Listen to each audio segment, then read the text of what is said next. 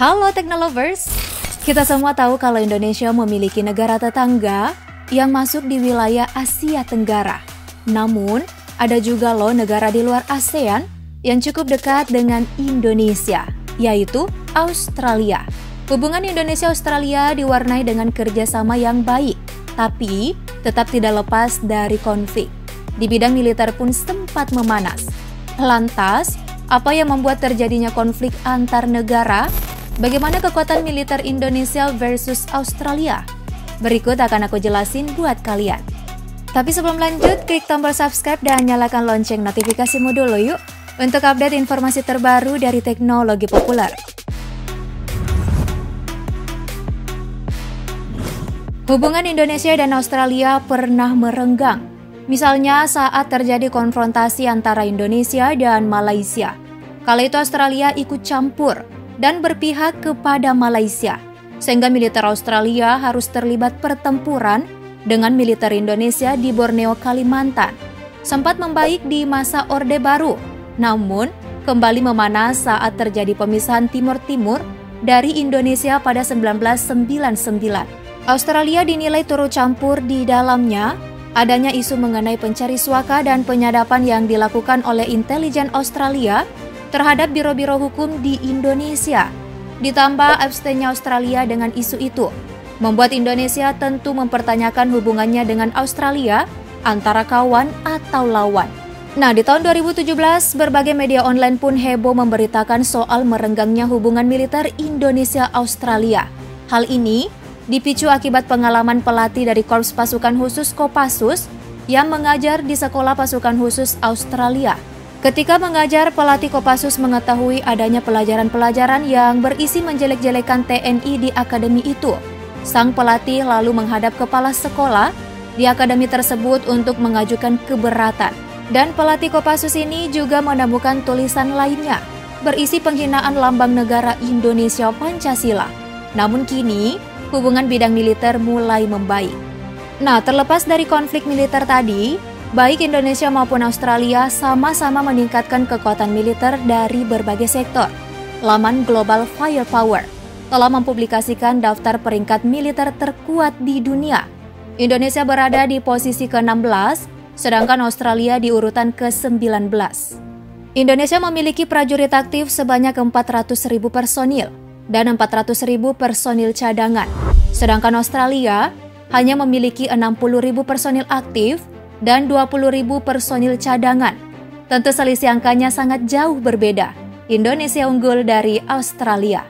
Berikutnya mari kita lihat jumlah armada darat.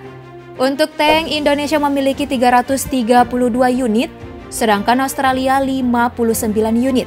Kendaraan lapis baja, Indonesia 1.430 unit, Australia 3.050 unit. Lalu untuk artileri derek, Indonesia 366 unit, Australia 54 unit.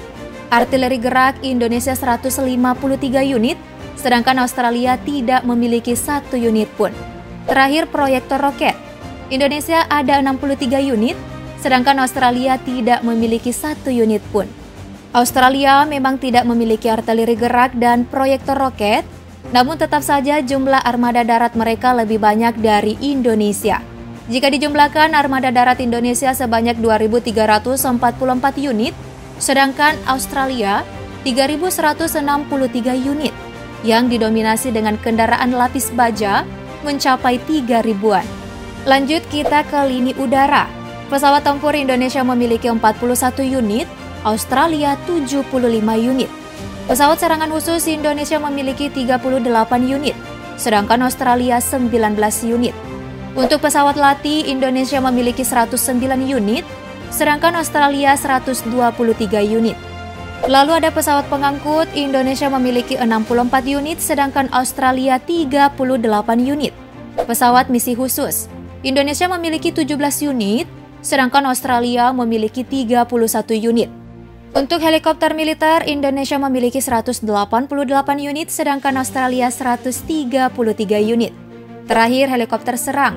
Indonesia memiliki 15 unit, sedangkan Australia 22 unit. Di sektor udara, Indonesia justru di atas Australia. Kekuatan udara Indonesia menempati posisi ke-28 dunia, sedangkan Australia di urutan ke-30 dunia. Next, kita ke sektor laut. Baik Indonesia maupun Australia sama-sama tidak memiliki kapal induk. Tapi kapal perusak Australia memiliki 3 unit, sedangkan Indonesia tidak memiliki 1 unit pun. Untuk kapal korvet, justru Australia tidak memiliki 1 unit pun, sedangkan Indonesia memiliki 24 unit. Frigates Indonesia ada 7 unit, sedangkan Australia 8 unit. Untuk kapal selam, Indonesia 4 unit, sedangkan Australia 6 unit. Untuk kapal patroli, Indonesia memiliki 179 unit, sedangkan Australia hanya 13 unit. Kapal perang ranjau, Indonesia 10 unit, sedangkan Australia 6 unit. Nah, untuk sektor laut, kembali Indonesia punya banyak armada dari Australia.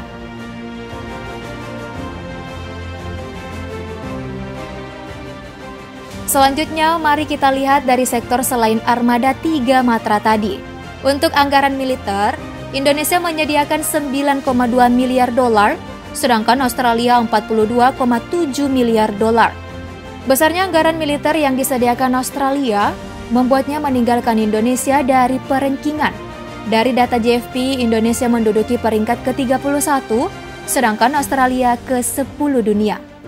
Lalu untuk hutang luar negeri, Indonesia memiliki hutang 344,4 miliar dolar, sedangkan Australia 1,714 triliun dolar. Cadangan emas dan devisa, Indonesia memiliki 130,2 miliar dolar, sedangkan Australia 66,5 miliar dolar. Lalu ada keseimbangan kemampuan belanja. Indonesia memiliki 3,4 triliun dolar, sedangkan Australia 1,2 triliun dolar. Berikutnya ada faktor logistik. Indonesia memiliki 129,366 juta jiwa angkatan kerja, sedangkan Australia 12,568 juta jiwa. Indonesia juga memiliki 9.879 unit kapal sipil, sedangkan Australia 579 unit. Indonesia memiliki 16 pelabuhan dan terminal utama, sedangkan Australia memiliki 29 pelabuhan dan terminal utama. Sepanjang 437.759 km cakupan jalan raya yang dimiliki Indonesia, sedangkan Australia 818.356 km. Kemudian sepanjang 5.042 km rel kereta api yang dimiliki Indonesia, sedangkan Australia 38.445 km. Indonesia memiliki 673 bandara, sedangkan Australia 418 bandara.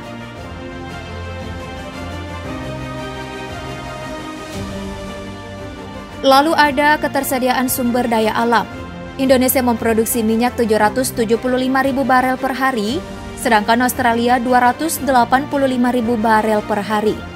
Indonesia memiliki cadangan minyak 3.310 juta barel, sedangkan Australia 1.821 juta barel. Dan konsumsi minyak, Indonesia mengkonsumsi 1.630.000 barel per hari, sedangkan Australia 1.005.000 barel per hari. Nah, di luar dari konflik yang terjadi antara Indonesia dan Australia, hubungan keduanya tetap erat di bidang lain seperti pendidikan, kesehatan, ekonomi, dan tentu saja pariwisata. Saling kunjung negara antara dua petinggi negara juga makin mempererat kerjasama yang telah dibangun sejauh ini.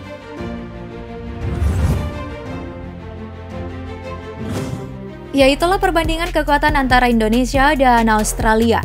Mari berbagi informasi ini dengan like dan share videonya, agar semakin banyak orang mendapatkan informasi menarik dari teknologi populer. Yuk tinggalkan komenmu di bawah Teknolovers. Bye-bye!